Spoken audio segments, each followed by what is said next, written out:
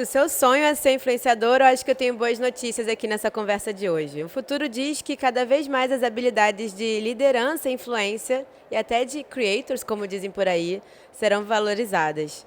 Não, isso não significa que para ser contratado por empresas você precisa ter milhares de seguidores no Instagram e fazer dancinha todo dia no TikTok, apesar de muita gente achar que está precisando ultimamente.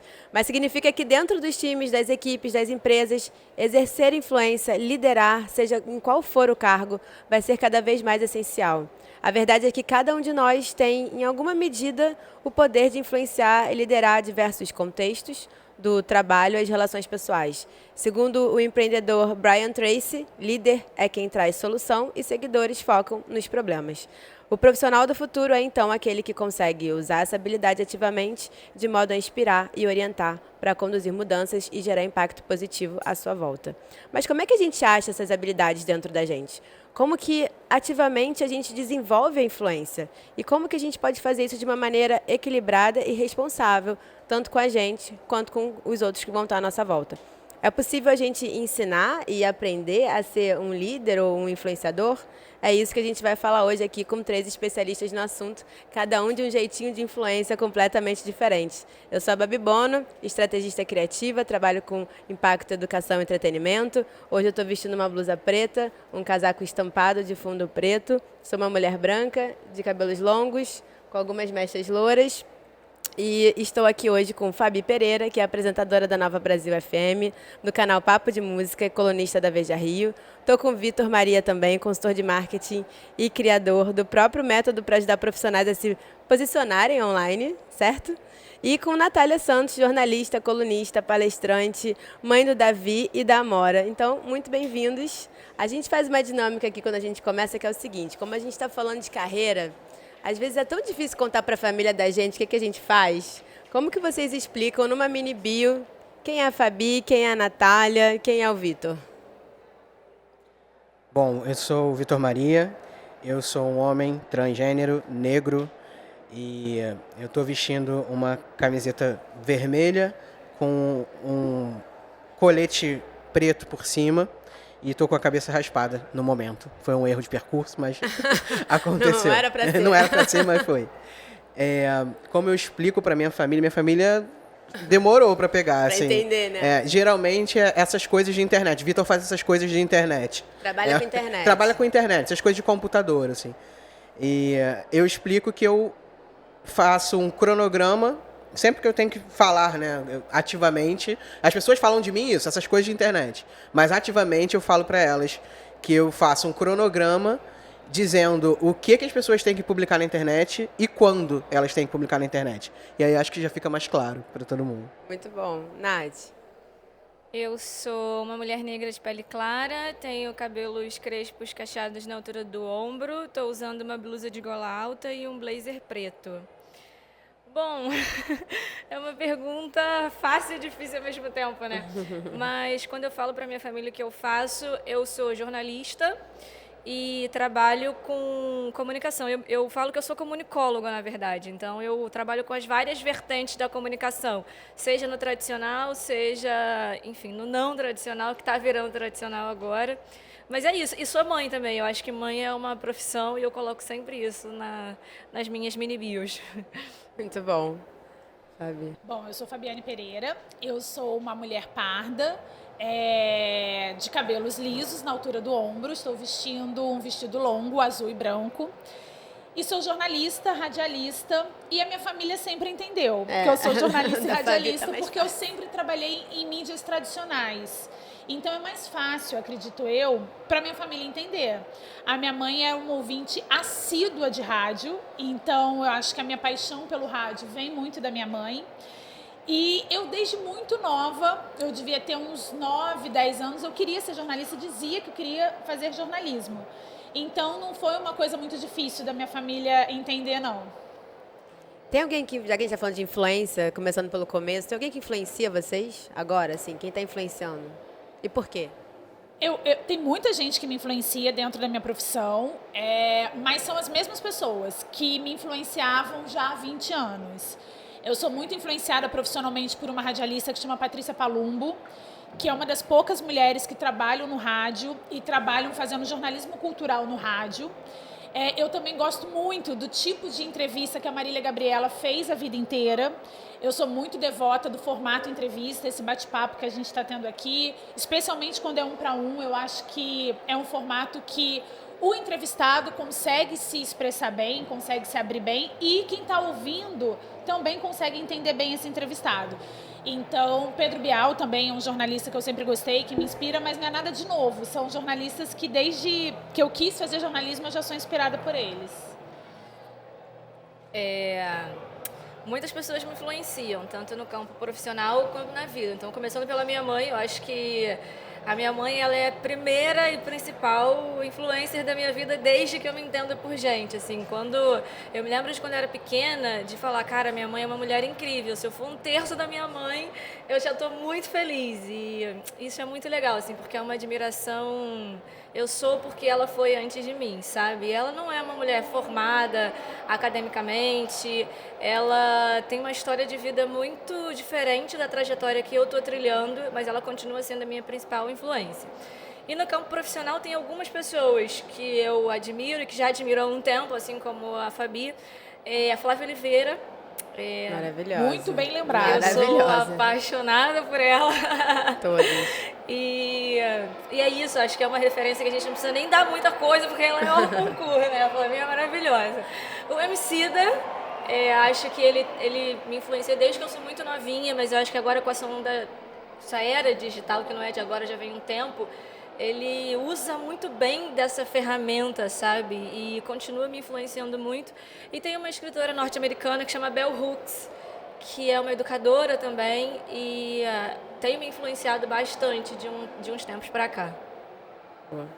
Eu tenho algumas influências também, eu me sinto representado por algumas pessoas e um nome forte, assim que você perguntou, foi Emicida. Acho que Emicida é a pessoa que eu escuto, leio e ouço tudo que ele faz, assim, tentando absorver o máximo, que eu acho que ele tem um poder de conexão, de conectar as pessoas ali e transmitir a ideia que ele está passando, absurdo, assim, é demais. E tem uma identificação. Eu demorei muito tempo para me descobrir negro.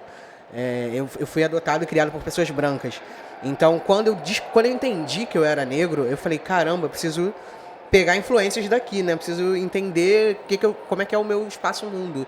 E o Emicida foi uma das pessoas que me abriu as portas, assim, para entender de fato qual era essa essência e como isso funciona. E outra pessoa é a Elisa Lucinda, que nossa, ela é incrível. Eu li muitas coisas dela, assisti muitas coisas dela, tive o prazer de conhecer recentemente.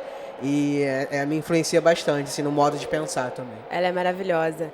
Nath, como é que você foi percebendo a extensão da sua influência? Como é que você continua trabalhando essa influência a favor das coisas que você hoje aplica no seu trabalho? Olha, eu tive muito problema na vida com relação à influência, porque antes da palavra influência virar moda, era exemplo, né? Porque vai ser meu exemplo, isso é um exemplo. E eu, enquanto uma pessoa cega, tinha muita dificuldade de ser exemplo. Eu não queria ser exemplo de nada, eu só queria viver a minha vida. Eu queria muito ter uma vida comum, eu queria muito ter uma vida tradicional. E como eu sempre fui a primeira cega na escola, a primeira cega no curso, a primeira cega na praça, a primeira cega no show, as pessoas olhavam para mim como se eu fosse uma aberração, porque era um corpo estranho naquele lugar. Então eu tinha muita questão com isso, gente, pelo amor de Deus, não fala que eu sou exemplo, eu odeio isso. E aí eu trabalhei no Esquenta, o programa da TV Globo, durante um tempo. Comecei em 2013, mais precisamente. E aí quando eu andava na rua, as pessoas falavam assim pra mim, olha, eu tenho uma filha que é cega e você tá me ajudando muito no lugar onde você tá. E aí as pessoas passaram a me mandar mensagem, qual é o celular que você usa? Que leitor de tela que você usa no seu computador? Aí eu falei, putz, acho que eu tô olhando pro lado negativo do exemplo e não pro lado positivo. Porque se eu sinto falta dos meus pares, eu acho que par é muito diferente de referência. Eu tenho várias referências. Mas ver a minha dificuldade, enxergar a minha dificuldade e a minha solução em outras pessoas é muito difícil. Hoje em dia é um pouco mais fácil. Mas antigamente era muito difícil. Então eu passei a olhar, por exemplo, depois que eu comecei a trabalhar no Esquenta, me enxergando como vetor. de possibilidade para os meus pares, sejam pessoas completamente cegas como eu, ou sejam pessoas com deficiência, para mostrar para elas que é possível a gente chegar onde a gente quer, obviamente com várias coisas contribuindo para isso. Eu não estou onde eu estou porque eu tenho mérito, eu estou onde eu estou porque eu tive oportunidade, eu criei algumas oportunidades, quebrei um monte de porta, um monte de maçaneta, mas eu tive também algumas pessoas que acreditaram em mim. E aí me ver como vetor de possibilidade, primeiramente como para coisas palpáveis, como as tecnologias que eu uso, como que eu faço para fazer determinadas coisas, e depois enquanto ser humano, porque também é muito difícil, eu acho uma responsabilidade, não sei o que a Fabi e o Vitor acham disso, mas ser influência, ser exemplo também é uma responsabilidade, e às vezes a gente não está disposto. Eu não estava, mas desde que eu apareci na TV e vi isso como um vetor, como uma possibilidade de abrir caminhos, ficou bem mais fácil, assim. E esses caminhos, acho que eles vão sendo abertos com autenticidade, né? E, Vitor, você fala de um método que tem a ver com real, relevante e rentável. Você usa essas 3 palavrinhas. Você trabalha essa relevância e essa influência como, usando esse método? Quando eu desenvolvi, né? Eu não gosto de falar que eu criei. Tudo bom? Eu não gosto de falar que eu criei o R3, porque, na verdade, eu adaptei, não. Eu peguei uma coisa que já existe no mundo, que é você ser real, você ser relevante e você ser rentável. Assim, todo mundo quer ser rentável, mas as pessoas não querem mostrar a vida real e elas não querem dar algo de útil para as outras pessoas. Então, quando começou essa história de é influenciador, quero ser influenciador, todo mundo mirou no ou eu vou influenciar todo mundo ou eu vou ganhar muito dinheiro com isso. Mas o que você está fazendo de útil para as pessoas? Qual é a sua contribuição, né? Seja social, seja profissional, qual é a sua contribuição? Então, eu peguei essas 3 palavras que eu acho que são as que mais representam o que é a influência hoje, o que é trabalhar no digital hoje, que é você mostrar a sua vida real, mostrar o seu bastidor. Eu sempre brinco que assim, por que o video show acabou? Por causa das redes sociais. Porque a gente não precisa, você não vai esperar uma semana para ver o bastidor da novela. Porque tá todo mundo lá com o celular na mão fazendo story o tempo todo.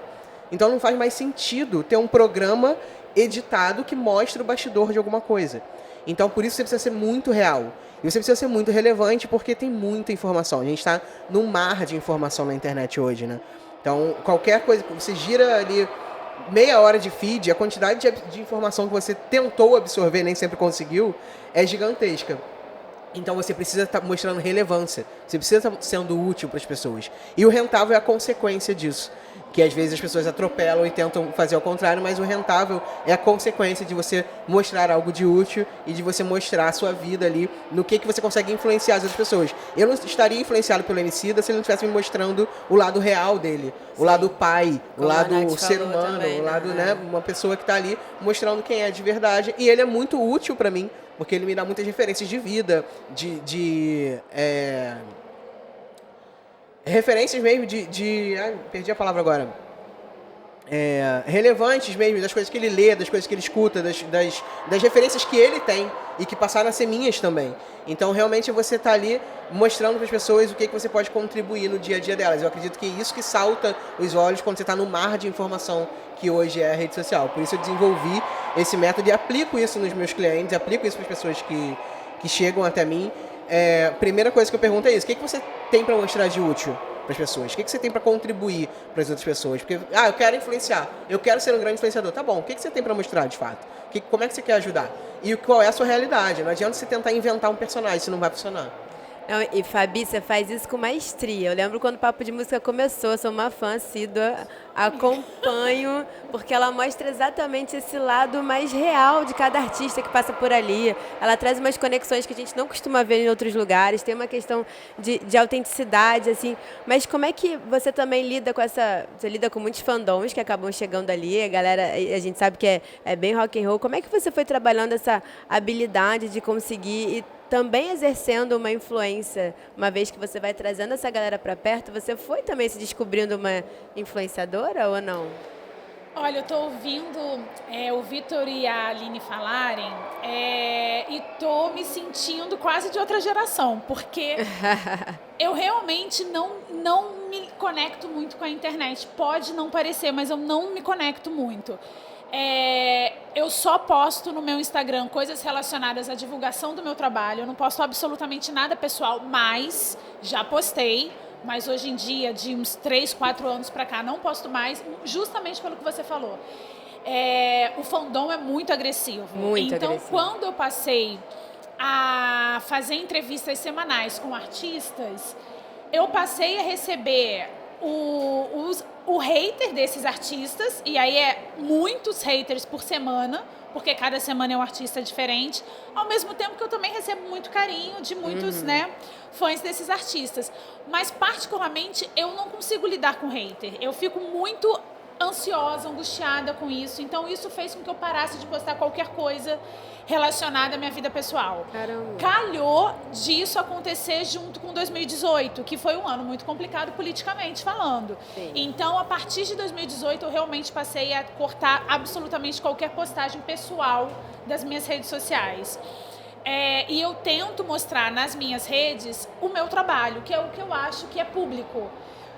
O que eu já faço no rádio e já faço na Veja, já faço no meu próprio canal, e tento fazer das minhas redes sociais uma extensão de bastidores do meu trabalho. Mas eu fico com um pouco de receio assim, das redes. Eu não sei se é geracional, talvez seja, mas eu tenho um pouco de... Eu fico vendo, sabe, essa semana mesmo, agora, recentemente, Marina Sena se apresentou no Detal, e a quantidade de pessoas agredindo uma apresentação lindíssima. A troco de quê? Eu realmente não consigo entender, sabe? E é o tipo de comentários e de agressividade que a internet promove que me faz mal. Então eu prefiro realmente não me envolver muito. A gente teve um episódio aqui na outra temporada que tava o Júlio Sá, enfim, tava uma galera bem interessante, e a gente falou exatamente sobre escolher o hater, né? E eles até falaram assim, não, quando chega o hater é que você vê que tá dando certo. Porque é impressionante, parece que é... E aí o Júlio até deu uma dica, ele falou assim, tem comentário, hater que chega, que eu até destaco e deixo comentário lá. Porque a própria comunidade vai lidando. Ele falou, já teve hater que virou amigo, que começou a escrever pra ele, falando assim, não, aí ele falou assim, vamos...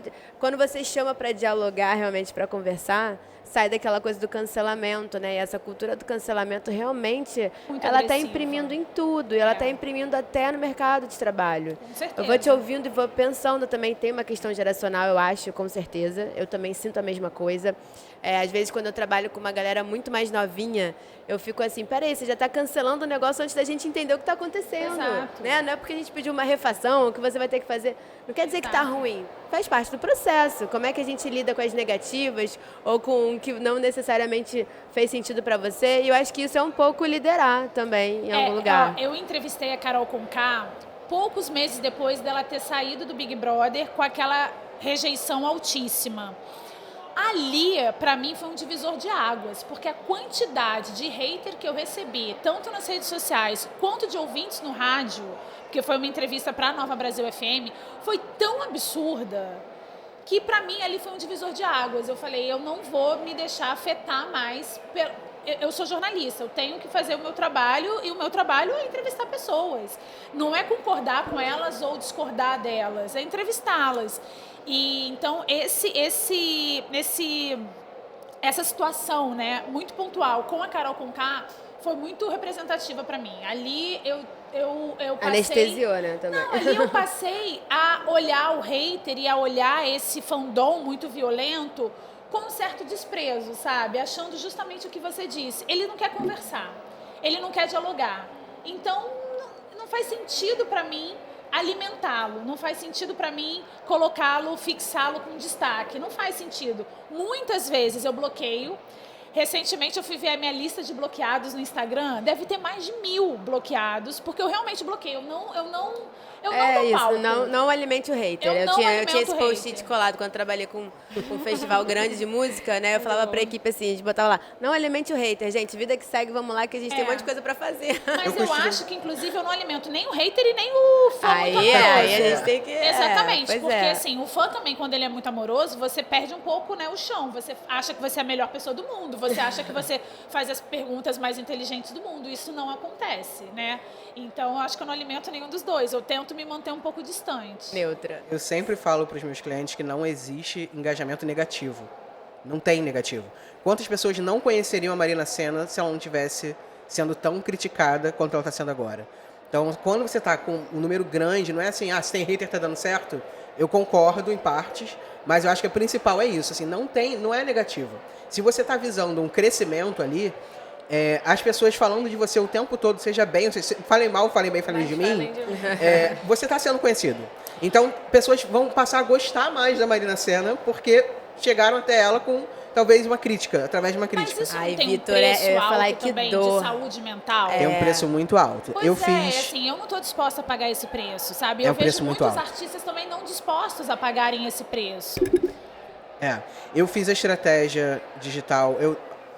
Olha só como eu vacilo para falar isso. Porque porque foi psicologicamente difícil.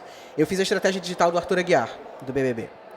E, gente, foi uma quantidade, assim, de hate pra mim, diretamente. Não só pra ele, assim. Mas chegou no momento que rompeu a barreira de ser pra ele e passou a ser diretamente pra mim. E quando eu ia falar profissionalmente isso, assim, como uma coisa boa, tipo, olha só que legal. Caramba, eu ganhei um Big Brother. Eu fiz uma estratégia que foi uma estratégia campeã. E isso começou a ser uma coisa ruim. Começou a ser. Eu parei de falar, enfim, terapia. Eu super te entendo. Terapia Vitor. total, sabe? Pra lidar com aquilo ali. E eu comecei a me questionar: isso é bom? Isso foi realmente bom? Será que eu fiz uma coisa boa de ter. Será que eu fiz uma coisa boa de ter feito uma coisa tão boa? E aí foi um conflito, um preço que eu tive que perguntar: será que eu tô realmente a fim de pagar? E eu já tinha lidado com fandom outras vezes, assim, fandom de Rebelde, fandom, uma coisa grande. Mas esse aí foi.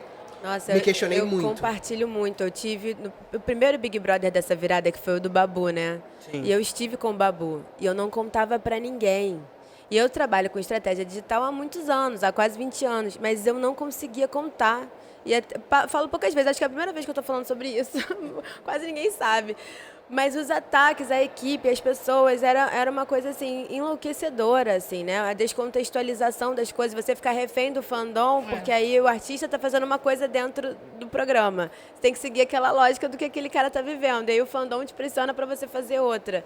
E aí, realmente, essa questão da influência vai tomando uma perspectiva que ele saiu de lá assustado, né? Ele entrou lá com 30 mil seguidores, e aí, de repente, o cara sai de lá com milhões e você fica assim, nossa, peraí, o que está acontecendo?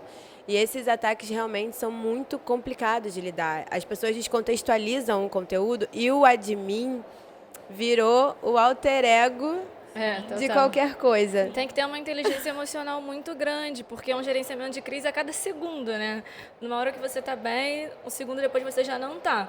Eu tive hater com o nascimento da minha filha, gente. A minha filha nasceu há 5 meses e eu fiz um vídeo falando sobre amamentação, porque o meu primeiro filho eu não conseguia amamentar. E aí eu tô fazendo uma série no Instagram que chama Maternar às Cegas, mas é uma série muito sem compromisso para ir compartilhando questões da maternidade, questões da maternidade no geral e da maternidade atípica, como eu não enxergo. E eu achei um absurdo, assim, se você parar para ler os comentários, você fala, cara, eu tô falando de amamentação. E tá recebendo Eu não- hater. Gente. Eu não estou falando da minha vida profissional, nem nada disso, mas eu concordo com a Fabi, porque a gente tem que ter uma inteligência emocional muito grande. E é isso, é saber diferenciar o que é meu do que não é meu. E do que não é meu, não cabe a mim resolver.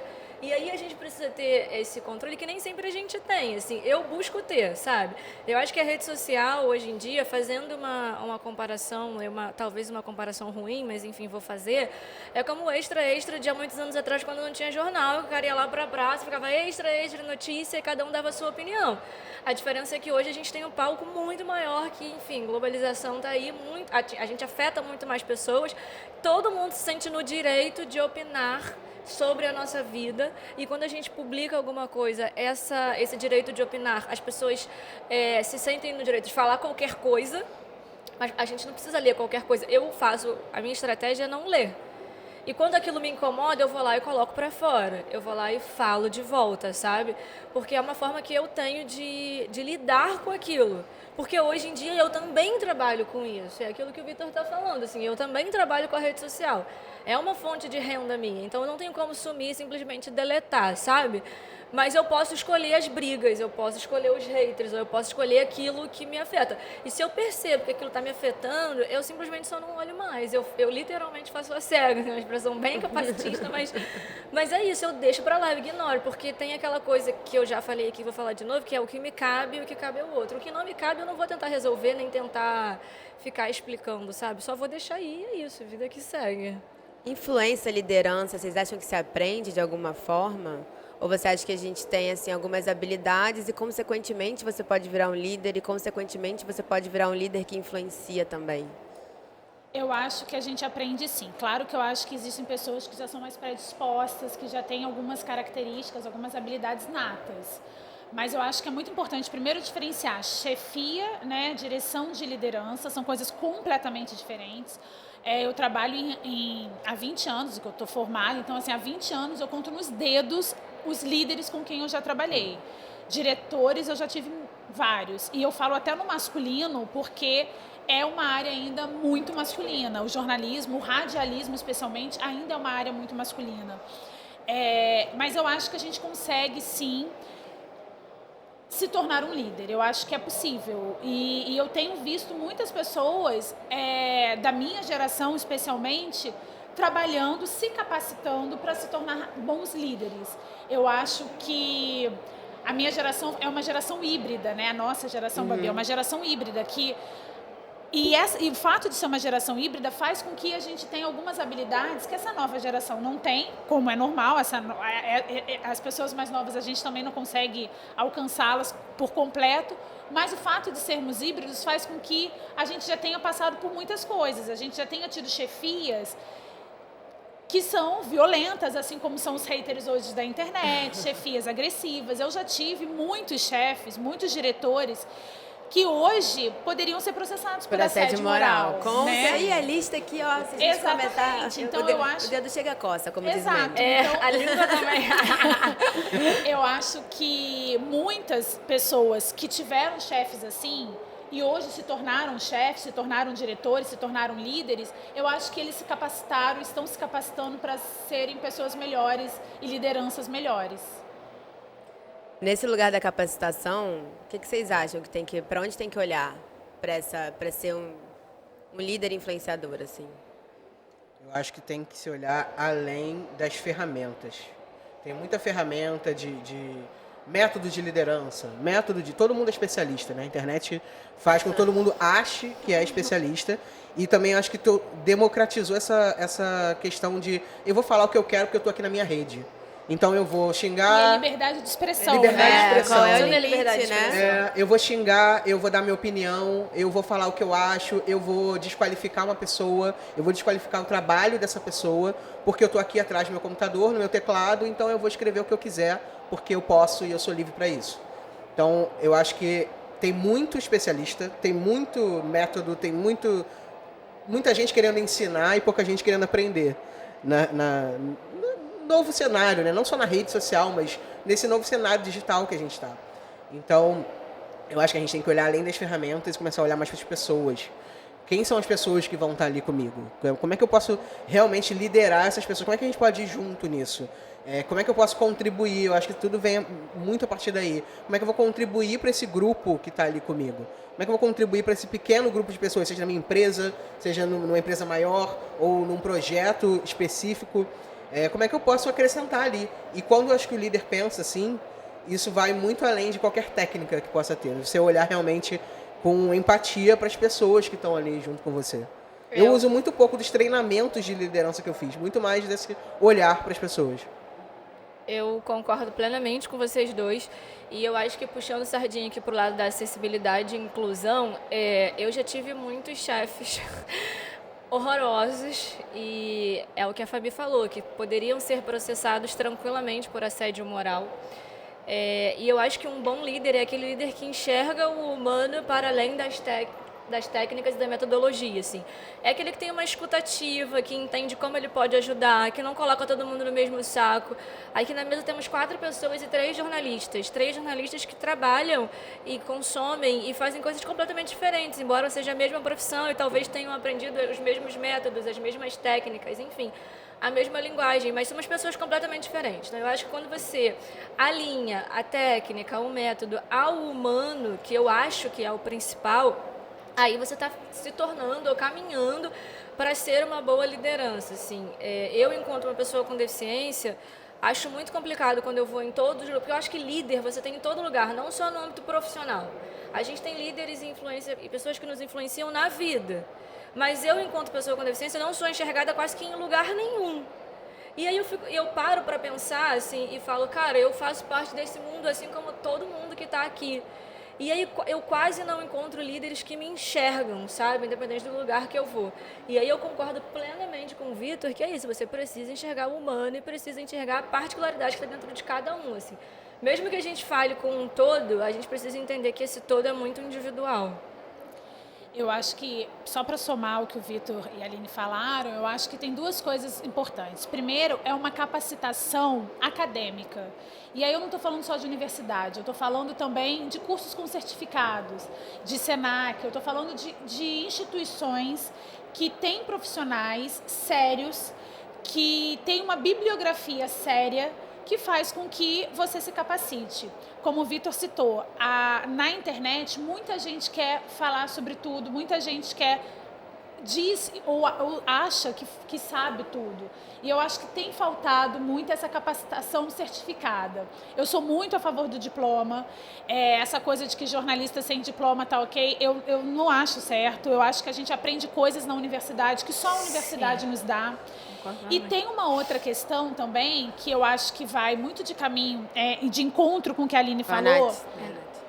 Natália. Perdão, Natália. Não sei por que eu estou chamando de Aline. Perdão. Tudo bem. Te chamei de Aline algumas vezes já. Sim. Perdão, Natália. Me perdoa. Vai muito de encontro com o que a Natália falou, que é uma diversidade cognitiva dentro das equipes. Não dá para você dizer que é uma empresa plural se toda a cúpula dessa empresa é de homens brancos, cis, heteronormativos. Não dá para você se dizer uma empresa plural se a sua equipe só tem pessoas iguais a você.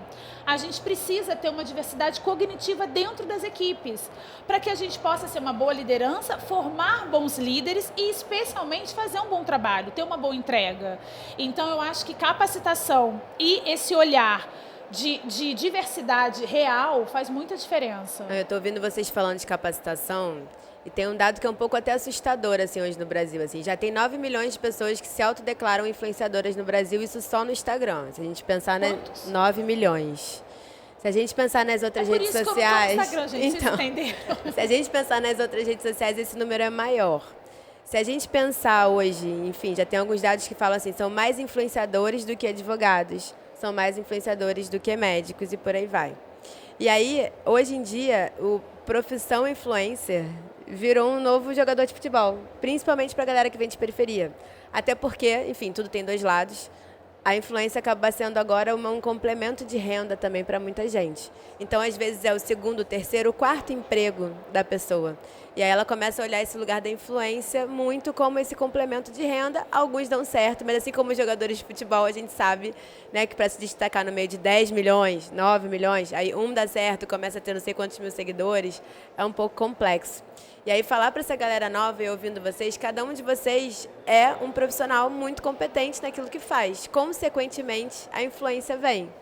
Essa influência expressada via uma plataforma, que pode ser uma rede social ou não, pode ser uma mídia, enfim, onde quer que seja que vocês estejam mostrando o trabalho de vocês. Mas eu acho muito legal a gente falar sobre esse lugar de vir primeiro, talvez, a habilidade, a capacitação técnica e, consequentemente, vai vir a influência. Vocês concordam? O que vocês acham disso? Eu ia falar do método do Vitor, porque é o real, rentável e relevante, assim. Eu acho que a gente tem capacidade de ser influência no lugar onde a gente está. Eu comecei influenciando a minha família porque sou a primeira pessoa cega da minha família, assim, se botar a minha árvore genealógica, a única pessoa com deficiência da família sou eu. E aí, de uma certa forma, a gente começou a entender e estudar sobre diversidade e inclusão, porque eu preciso de algumas adaptações, porque o mundo não é feito para pessoas como eu. Então, como que a gente prepara esse mundo? Como que a gente faz esse mundo entender que eu faço parte dele, que logo eu preciso pertencer a esse mundo? É vivendo, é convivendo. Então, eu acho que, para a gente chegar no rentável, para a gente chegar para que isso seja lucrativo, eu preciso começar de algum lugar. Eu preciso me preparar, seja porque eu preciso, como é o meu caso, seja porque eu tenho interesse, seja qualquer que seja o seja, sabe? Acho que a gente precisa se preparar. Eu sou uma pessoa com deficiência, especialista em diversidade e inclusão, não só porque eu sou cega, mas porque eu estudei para isso também. Eu também me preparei para falar sobre isso, sabe? E aí é o que vem o acadêmico. Eu tenho cursos, eu tenho, enfim, algumas outras especializações que me permitem falar sobre isso tecnicamente. E aí eu vivo isso na prática, eu tenho o real. E eu tenho o que eu quero deixar de impacto, o que eu quero deixar de legado, seja para o lugar onde eu estou, seja para as pessoas que me seguem, seja para o lugar onde eu trabalho, eu vou trabalhar, sabe?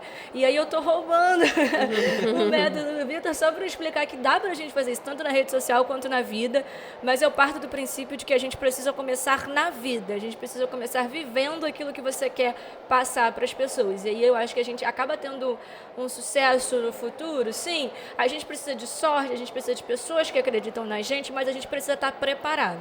Eu, com certeza, não chegaria onde eu estou agora se eu não tivesse minimamente me preparado. E aí eu fui influenciada pelos meus pais. A minha mãe fez só até a 5ª série e ela falava, estuda, estuda, estuda. O meu pai é bombeiro militar hoje, terminou o ensino médio, mas ele falava, estuda, estuda, estuda. Independente de ninguém te ver no lugar onde você quer chegar, você precisa se ver e você precisa se preparar para isso. Se você quer ser vendedora de pipoca na porta da escola, se você quer ser frentista ou se você quer ser jornalista, você precisa se preparar. E é nisso que eu acredito, sabe? Existe uma coisa no Brasil que é a falta de mobilidade social, né? E eu acho que educação é o que faz com que a gente tenha mobilidade social. Isso que a Natália falou é muito pertinente. A gente precisa se capacitar estudando, porque é a maneira que a gente tem num país desigual como o nosso de ter mobilidade social. Todo o resto é ilusão e todo o resto é exceção. A regra é a gente não ter mobilidade social nesse país. Então, sem educação, a coisa fica muito pior. Esse líder do futuro, desse futuro presente urgente aí, quais são as características que vocês imaginam que essa pessoa tem? Ou precisa ter? Eu acredito que o líder do futuro ele tem que ouvir. Acho que fazer silêncio, mais do que barulho, e ouvir. Porque é isso, muita gente querendo falar ao mesmo tempo. E a gente precisa parar e... Calma, escuta o que o outro está te dizendo, né? E a gente está com uma coisa de... o TikTok, o Reels, tudo muito rápido ali. Então você escuta as coisas na velocidade 2. Eu acho um absurdo ouvir as coisas na velocidade 2. E aí a gente passou a botar o vídeo do YouTube na velocidade 2. A vida aí, na velocidade 2. A pessoa fala com você no WhatsApp, você escuta ela na velocidade 2. Então, quando a pessoa está falando presencialmente com você, você fica ali tentando botar a pessoa na velocidade 2 também. Quando é que ele vai chegar na conclusão? Não vai falar? Fala, pô, não tô entendendo. Cara, para, escuta. Então, acho que a habilidade de ouvir é primordial pro líder hoje. Eu acho que fazendo um complemento, você precisa ouvir, você precisa ter disposição. Porque só cai do céu chuva e cocô de pombo, gente. Se você não tem disposição, porque eu falo sempre isso, assim, crescer dói, lembra da academia, para criar músculo você precisa trabalhar, vai doer. E é sobre isso também, a gente precisa ter uma escuta ativa, a gente precisa ter disposição e a gente precisa entender o lugar do outro, não se colocar. Eu sou contrária da explicação de que a empatia é se colocar no lugar do outro. Amor, no meu lugar ninguém se coloca. Ninguém é como eu, ninguém tem as experiências que eu tive, mas entender o meu lugar é importante. Então, eu acho que são 3 coisinhas. Você precisa ter uma escuta ativa, você precisa ter disposição para traçar o lugar, para chegar no lugar onde você quer. E qual foi a outra coisa que eu falei? Esqueci. Escuta ativa, disposição e empatia. Empatia, porque ninguém vai ficar no seu lugar. Porque ninguém vai estar no seu lugar. As pessoas precisam entender o seu lugar. E você precisa entender o lugar do outro.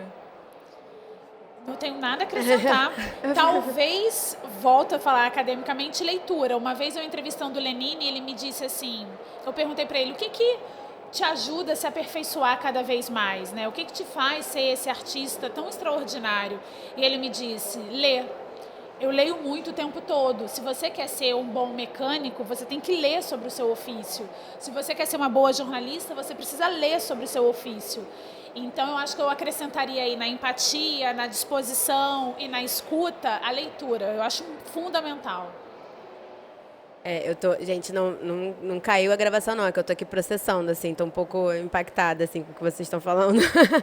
E aí, assim, os negócios têm um pouco de dificuldade, grandes empresas principalmente, em olhar para essa liderança um pouco mais humana, um pouco mais conectada com tudo que vocês estão dizendo, né? Diversidade, inclusão, escuta, e não atropelar as pessoas e tudo mais. E aí vai chegando essa geração nova dentro desse mercado que vai deslocando todo mundo de lugar. E que, inclusive, começa a sentar muito cedo nessa mesa de liderança, porque também traz habilidades e aprendizados que colocam a gente no mundo hoje que a hierarquia está diferente, porque o saber também está mais horizontal por conta das plataformas. E talvez a gente precise começar a sentar todo mundo junto na mesma mesa para ir criando esse lugar de liderança. Vocês percebem que esse lugar da liderança ele vai ser muito influenciado também, de alguma forma, por esse novo jeito de juntar as gerações e todo mundo poder estar olhando para um lugar de aprendizado, porque eu vejo que isso hoje é uma bateção de cabeça em muitos lugares, em disciplinas das mais diversas, os projetos mais diversos. Quando a gente junta a galera geracional, liderar fica uma coisa difícil. E às vezes você tem alguém na sua equipe que é um influenciador, que está bombando nas redes sociais e você precisa liderar e aquela pessoa tem 20 anos e vice-versa. Como é que a gente vai modulando, como que vocês percebem que a gente pode ir modulando essas disciplinas? Chega um pouquinho mais perto de mim, Fabi. Vira um pouquinho o seu corpinho para lá, assim. Eu acho que a gente está em Torre de Babel, assim, todo mundo falando ao mesmo tempo, ninguém se escuta. Mas eu acho que enquanto o humano não for a principal peça do jogo, a gente vai continuar assim. Eu acho que a gente já esteve assim em algum momento, a gente evoluiu um pouco, mas a gente está numa fase em que todo mundo quer ser líder, todo mundo quer ser protagonista e a gente não olha para o lado, assim. E é aquilo que eu falei também, conviver com o diferente é muito difícil. Tem que ter disposição para entender que a sua equipe é multidisciplinar e que ela vai precisar ser assim daqui para frente, porque é um novo jeito de se fazer agora. O heteronormativo cis branco não tem mais espaço se você quer ter uma empresa diversa, se você quer crescer, se você quer ser plural. Então você vai precisar olhar para o lado assim, obrigatoriamente. Tem empresa hoje em dia que isso é mandatório. E você precisa aprender, você precisa ir para a academia, como diz a Fabi, se você não sabe. Vai fazer um curso, vai estudar. Mas se você não enxerga que você tem uma equipe que é feita de pessoas, a gente vai continuar batendo essa cabeça, sabe, Babi? Eu acho que a gente precisa entender que no final das contas a gente está falando de gente, a gente está falando de ser humano. E enquanto nós não entendermos isso, acho que as coisas não vão caminhar. Eu estou aqui só ouvindo a Natália, porque eu concordo com tudo que ela está dizendo. E eu acho que existem empresas que tem esse discurso da diversidade, mas ela não é aplicada. A prática é completamente diferente. Sabemos. Acho que muitos diretores, veja bem, não líderes, não conseguem e não vão conseguir por falta de empatia, por falta de capacidade, de habilidade e por arrogância, prepotência, não vão conseguir fazer essa junção dessa geração mais nova com uma geração mais híbrida, sabe? E as gerações hoje têm encurtado muito. Eu tô com 42 anos. Uma jovem de 20 anos que está entrando hoje no mercado de trabalho, ela sabe muitas coisas muito mais do que eu. E óbvio que experiência conta, óbvio que tudo que eu fiz ao longo dos últimos 20 anos contam, mas é preciso, sim, entender que a gente está vivendo um momento que tecnologia estreitou muito as relações, facilitou muito e mais, acelerou a capacitação. Então, isso é inegável, mas acho que falta estreitar muito a teoria da prática. O que eu acompanho, o que eu vivo, o que eu vivencio, são empresas que têm um discurso muito plural, um discurso muito diverso, mas a prática é completamente diferente. Diretores querendo impor a sua vontade em áreas que não domina, mas por arrogância, por prepotência, continuam achando que mandam e que aquilo que ele quer é o que deve ser feito, e a coisa desanda de uma tal maneira que muitas vezes você, como funcionário, parece gostar mais da empresa do que o próprio dono da empresa. Total, É não, a síndrome de Gabriela, né? Nasci assim, vou morrer assim. Exatamente. Eu tive uma experiência trabalhando com pessoas muito novas que foi muito interessante, assim, nessa questão de redes sociais. Chegou uma equipe, eu caí de paraquedas numa equipe, na verdade, que eram pessoas ali de 17, 18, 19 anos, que tinham muita habilidade de ferramenta. Então, elas cresceram já com o TikTok acontecendo. E já... Chip implantado. Editar vídeo, mexer em foto, A geração poder Não, ler eu ciências, né? pensando assim, não, porque tem que ter um computador, eu vou alugar um computador, teve tipo uma questão dessa, falei, vou alugar um computador para poder editar esse vídeo. O menino falou, não, peraí. E aí baixou o vídeo pro celular dele, editou, em meia hora ele me entregou o vídeo pronto. Eu falei, caramba. Peraí, como assim? Mas também tem uma questão de experiência e de enxergar à frente, que eu acho que falta nessa geração que é tão imediatista. Então, eu também tive esse conflito nessa equipe que foi, beleza, vocês fazem as coisas muito rápido, com uma eficácia legal, mas vocês precisam pensar à frente. Às vezes, uma coisa que a gente está fazendo aqui vai impactar lá no resultado que vai vir depois. E eu acho que isso falta para essa geração TikTok, sabe? Mas é vivência, né? Eu acho que tem muita coisa que, óbvio, a experiência não é substituível, sabe? Sabedoria não é substituível. E sabedoria é uma coisa acumulativa. Então, óbvio que uma pessoa com 42 anos que começou a trabalhar aos 20 naquela profissão vai ter mais vivência, mais sabedoria do que uma pessoa que está entrando agora. O que a pessoa que está entrando agora é o que você disse muito bem, Vitor. A escuta é fundamental das duas partes. E eu percebo que diretores, de um modo geral, volto a ratificar, normalmente homens heteronormativos, têm muita dificuldade de escutar. E ainda nessa questão da geração, durante a pandemia eu criei um treinamento para pessoas da terceira idade que precisavam se comunicar, porque eu acho que foram as pessoas que mais ficaram isoladas, né? Sim. Que tinham muito medo, enfim. E aí eu criei esse treinamento para que elas pudessem estar inseridas ali, que elas pudessem assistir lives, que elas pudessem falar no Zoom ou qualquer outra ferramenta com os netos, com os filhos e tudo mais, e foi muito interessante ter esse outro lado da vivência, que eram pessoas que falam, cara, mas eu não quero estar aqui, eu não quero aprender rede social, eu não quero postar, não quero fazer nada. Essas pessoas, quando alguém vem me ensinar, eu falo, não quero aprender isso. Nossa, foi muito interessante isso, ver um outro lado e poder treinar essas pessoas, falar assim, não, olha só, você não precisa, só clica aqui, aqui, aqui, você vai ver seu filho, você vai ver seu neto, e ver ali a pessoa feliz de estar, caramba, que tecnologia, que coisa incrível, né? Então, isso foi muito legal também. E falando uma coisa, olha que interessante, eu tenho 2 afilhados em idades diferentes. Um tem 12 e a outra tem 8. E aí, o de 12 anos, há um tempo atrás, eu fui falar pra ele, procura no dicionário. Aí ele, Dinda, dicionário o quê? Google. A de 8 anos, há 2 meses, falou pra mim assim, Dinda, que dicionário? TikTok. E eu fiquei num choque, porque eu não tinha conhecimento que vídeos do TikTok também eram informativos, TikTok é o novo Google. Eu não tinha conhecimento disso. Eu achava que vídeos de TikTok eram dancinhas. E aí, quando ela disse isso, assim, alugou, como dizem os mais jovens, um triplex na minha cabeça. Porque eu realmente passei a ver essa rede social como um Google. Totalmente. E não como uma rede só de dancinha. Bom, 8 anos, tá? A gente tem que começar a endereçar o fim dessa conversa, infelizmente. E aí eu tô aqui pensando, ouvindo vocês falando, que permacrise foi eleita a palavra desse ano pelo dicionário Collins. Dicionário, ó. Que nada mais é do que essa crise constante que a gente tá vivendo no mundo, esse momento de insegurança pós-pandemia, de uma série de questões sociais, econômicas e por aí vai.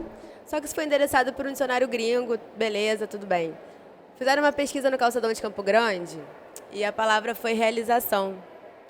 E veio fortemente a questão do sem tempo, irmão, né? Quando a gente traz as coisas para nossa realidade, eu já me ferrei com a pandemia, a vida não acabou, no sentido de quem é de periferia, principalmente, nem conseguiu ficar de lockdown, porque senão o mundo para. A gente sabe muito bem como é que isso funciona no Brasil, nesse sentido. E aí a gente ouve as pessoas falando assim, realização, porque agora chegou a hora, agora é a hora que eu vou fazer acontecer, agora é a hora que eu vou colocar os meus sonhos na rua.